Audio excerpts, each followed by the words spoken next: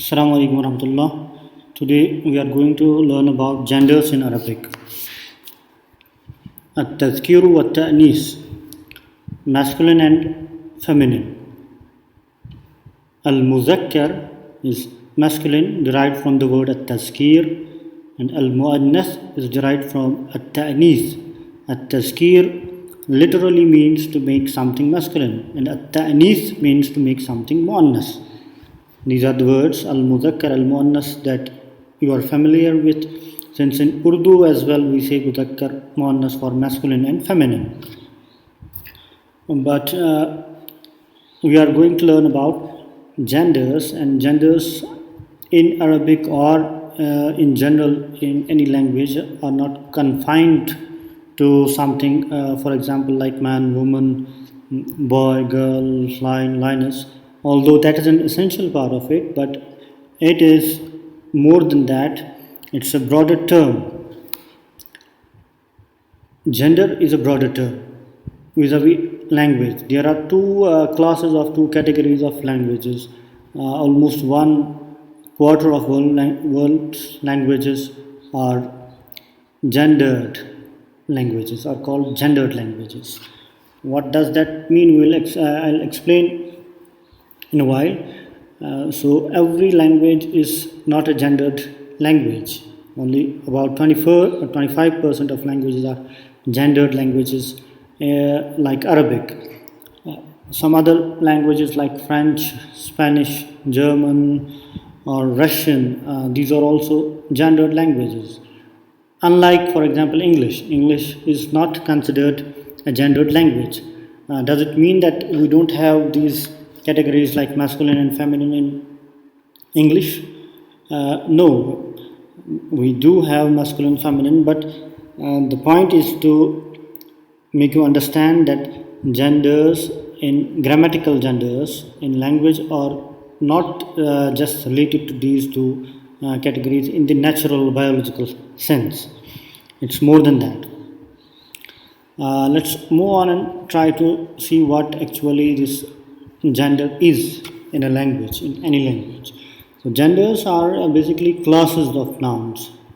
A small sentence. I will try to explain it in a very simple and brief manner, so that the concept of this gender in a language is clear, and we'll move on to see the actual applied practical part of it. What are feminine and what are masculine words in Arabic?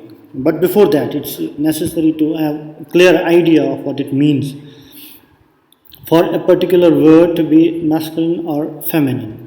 So genders are classes of nouns. The first thing that you should understand, that must be very clear in your mind, is genders are classes of nouns reflected in the behavior of associated words.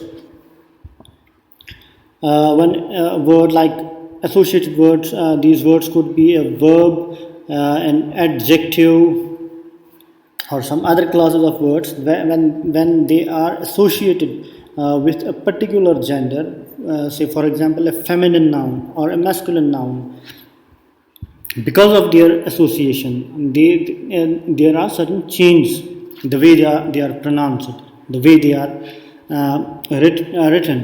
So these association based on gender, when it changes, we say a language is gendered. Just an example. For example, if we say Zaid wrote something in English, and then you say Zainab wrote something, and then you say he wrote something, you say she wrote something, they wrote something, I wrote something, we wrote something. So irrespective of whether it's a singular or a plural, or a man or a woman, masculine or a feminine, the verb that is associated with these words does not change. It is wrote something, the word wrote, W-R-O-T-E, wrote.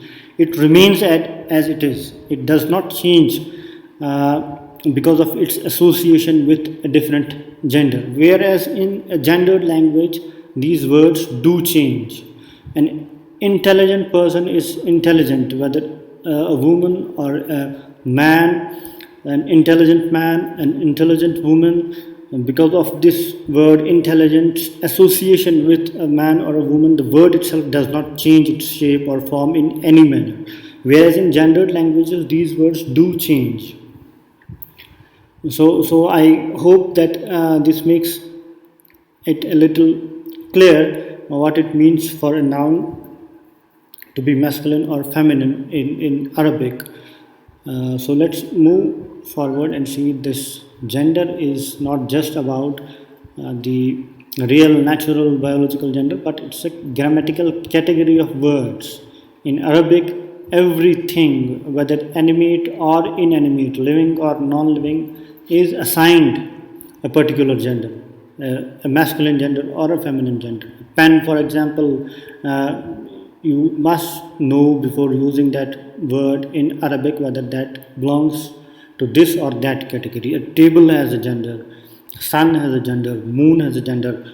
It is the way these languages are, unlike, for example, English. So the first category of these words, and as a matter of rule, before moving on to this, you must learn that every single word in Arabic is masculine unless there are certain conditions, unless that makes that word feminine. If it does not fall, a word does not fall to any of the category that we are going to learn today, then it is masculine. You don't have to look for any particular sign.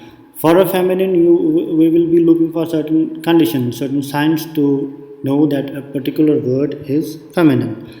So the first category of these feminine nouns is biological gender and natural gender. For example, we have Arabic word ummun. Ummun means mother. So you don't look for any particular sign in the word, the way it is written or the way it is pronounced.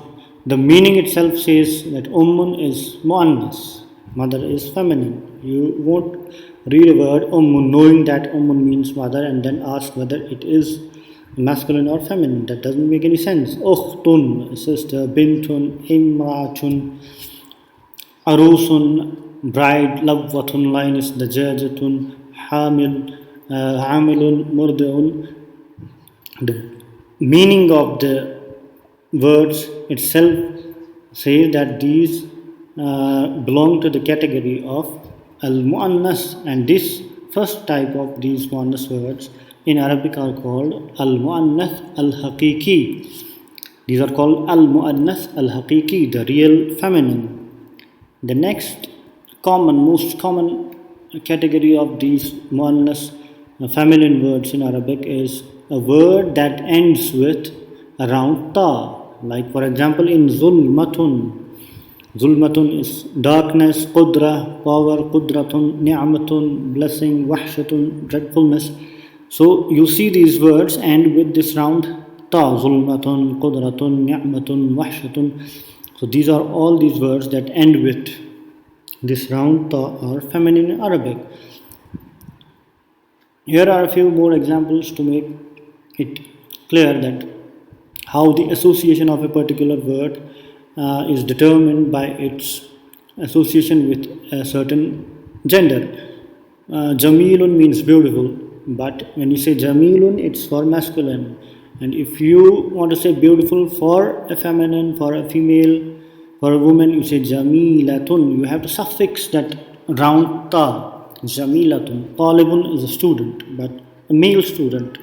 For a female student, you have to say Talibatun. It's suffixed. At the end, you add this round ta. Zakiyatun is intelligent. Zakiyun. But for male, for a female, for a feminine, you have to say Zakiyatun with this round ta at the end. Tawilun, Tawilatun. So on and so forth. This type of these adjectives, they can be used for male without this round ta, and for feminine you have to add this round ta at the end. So for example, if you want to say an intelligent student, so you say talibun zakiyun. But when you say talibun zakiyun, it's an intelligent student, but a male intelligent student. For a girl, for a woman, you say talibatun zakiyatun and not talibatun zakiyun. Talibatun zakiyatun. Just a quick look at what we read in the beginning. The classes of nouns reflected in the behavior of associated words. The gender gets reflected in the associated words. If we associate intelligence to a student, the word, the way it is said, the way it is pronounced gets influenced by its gender. Intelligent is intelligent, but talibatun zakiyatun wa talibun zakiyun based on the gender. The next category is those feminines that does not by way of its meaning. Say, for example, in ummun, ukhtun, mother, sister, the meaning itself says the category that it belongs to. The next, we saw that the words that end with round ta, zulmatun, qudratun, aw tawilun, tawilatun, zakiyatun, talibatun, these have the signs that we can see and know that these are feminine. There are other categories, that parts of the body which are in pairs. Parts of the body which are in pairs. For example, hand. So number 3 are the feminines without any specific ending. Parts of the body which are in pairs, like 2 hands, you have 2 feet, you have 2 shoulders, you have 2 arms, and 2 eyes, ears, eyebrows. Eyebrow is an exception. Otherwise, all the parts of body which are in pairs are considered feminine. Yadun, hand, shoulder, katifun, palm, kafun, eye, ainun, leg, rijlun. So if you say, for example, this is a hand, you won't say haza yadun. You have to say hazihi yadun, because you know hazihi is used for feminine. Hazihi yadun, hazihi katifun, hazihi kafun, ainun jamilatun, ainun jamilatun, based on the gender. Ainun. Exception of hajib. Hajib is eyebrow. You have pair of eyebrows, but then it's used as masculine and not feminine. The next category is all the names of countries, cities, and tribes are feminine. Damascus. Damashq, in name of any city is considered feminine. Name of any country is considered feminine. Name of any tribe, like Quraysh, is considered feminine.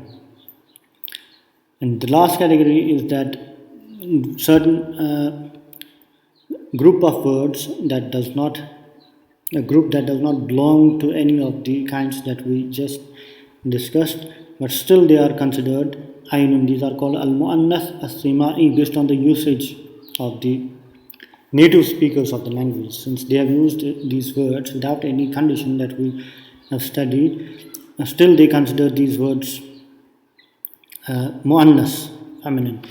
So some of these words are ainun, spring, fountain, shamsun, sun, rihun, wind, narun, fire, nafsun, soul, and some other words as well. The idea is not to exhaust the whole list of words that belongs to this or that category, but to give you an idea what these genders mean in Arabic and how they are used. There are 2 more categories of these feminine names, feminine words in Arabic, but for now I think this is enough for the class, for the introduction.